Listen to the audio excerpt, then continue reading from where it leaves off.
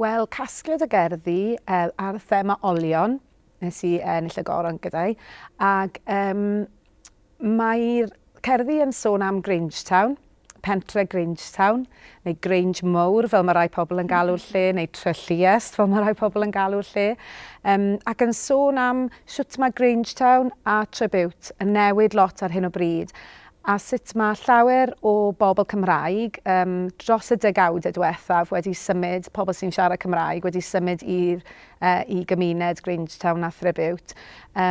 Ond hefyd, efallai, i atgoffa pobl oedd y Gymraeg yn Grangetown ar y dechrau ac yn Tribute hefyd fel rhan o gymuned amlethnig, amlddiwylliannol a'r Gymraeg yng nghanol hynny. Roedd capeli yn Tribute ac yn y bai a chapeli yn Grangetown ac eisiau ceisio clymu'r ddau beth ynghyd.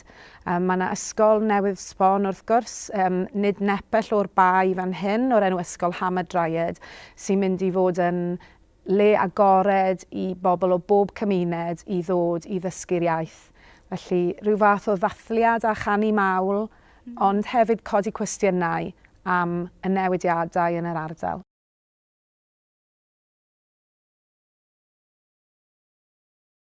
Ydw, yn sicr. Mae barddoniaeth yn dod yn fwy poblogaidd dwi'n credu. Gyda phethau fel Instagram a Facebook a Twitter, mae yna ofyn i bobl fod yn fwy cryno.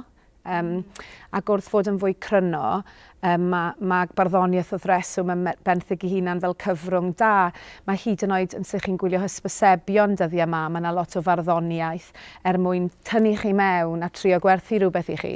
Felly mae yna celebrities barddonol dros y byd, a wrth gwrs yng Nghymru, dyw e ddim yn rhywbeth newydd, chi'n gwybod, i ni yn dathlu ein bod ni'n genedl sy'n wedyn trwytho mewn barddoniaeth a bod barddoniaeth, chymod, ers y 6ed ganrif, bod gyda ni gofnod o'n barddoniaeth ni, a'n traddodiad llafar ni hefyd, bod ni yn mwynhau perfformio y cerddi a'r barddoniaeth ni gyda chynulleidfa.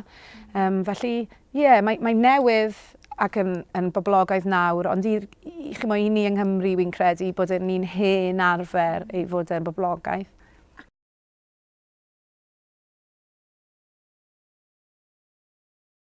Wel, maen nhw'n gret i ddechrau. Felly mae talwrn yn gystadleuaeth rhwng timoedd sy'n cystadlu gyda lot o wahanol farddoniaeth, ffurfiau ar farddoniaeth. A mae gyda chi rhywun o'r enw Meirin, gall fod yn berson sy'n beirniadu y cynnyrch, y gwaith barddonol, ac wedyn yn rhoi sgôr nes yn y diwedd i chi'n ador sgôr o flaen cynulleidfa ac yn datgan bod enillydd. Mae talwrn y beirdd yn enwog iawn ar Radio Cymru enghraifft, timau dros Gymru'n cystadlu. Mae stomp ychydig bach yn fwy bonkers, lle mae pob bardd, ychydig bach fel poetry slam neu hefyd cabaret gyda'i gilydd, sawl bardd yn cael cyfle i gystadlu a thynnu eich sylw chi gyda chan neu cerddoniol neu cerddwys iawn, ac y cynulleidfa yn hytrach na'r Meirin y tro yma sy'n pleidleisio dros ei henillydd yn y rowndiau cyntaf ac yn y diwedd yr prif enillydd y stomp. Felly mae stomp yn lot fawr o hwyl i'r gynulleidfa ac i'r bobl sy'n cymryd rhan, ond chi'n nerfus iawn cyn cymryd rhan mewn stomp hefyd, achos chi moyn plesio'r gynulleidfa.